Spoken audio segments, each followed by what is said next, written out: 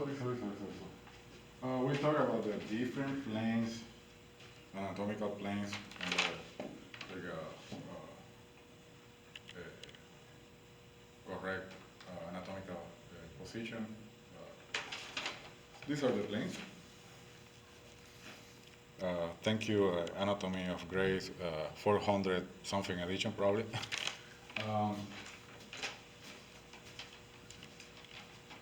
This is something that any anatomy student have to go through at some point, and it will follow you for the rest of your life.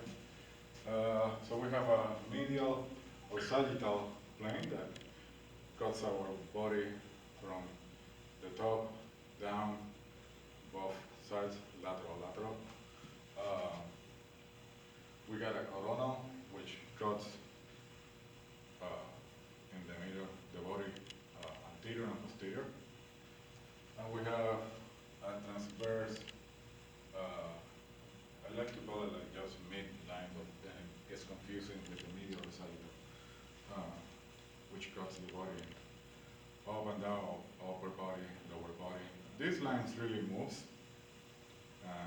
You can do it with each extremity. You can use it with the different parts of the body. But when we're talking about cuttings, imagine we're in a sphere.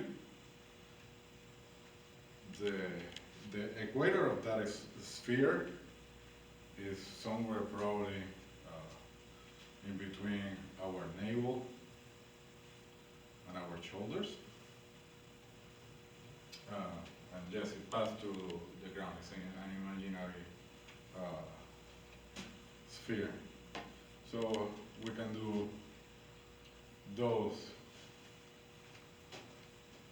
coronal cuts in front of us, side to side, keeping on this plane. We can do our sagittal cuts, and we can vary a little bit and move that line depending on what we need to do. And we got that transverse line.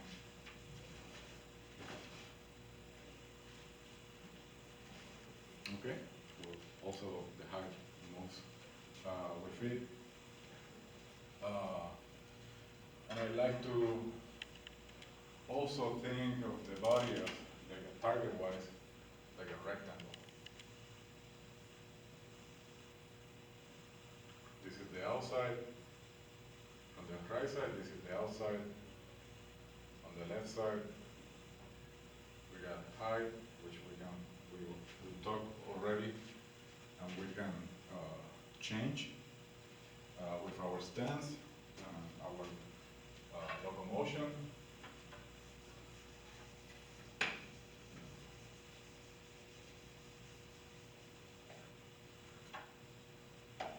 Then that square or rectangle is matched with our footing.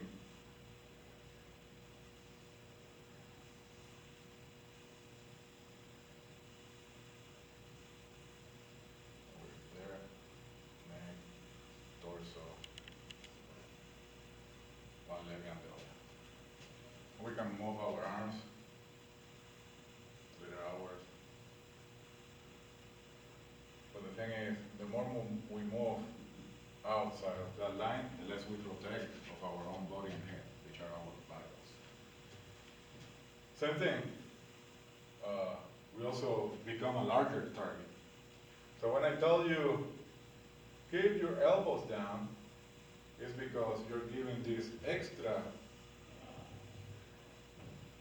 target to your opponent every time. If you hyperextend,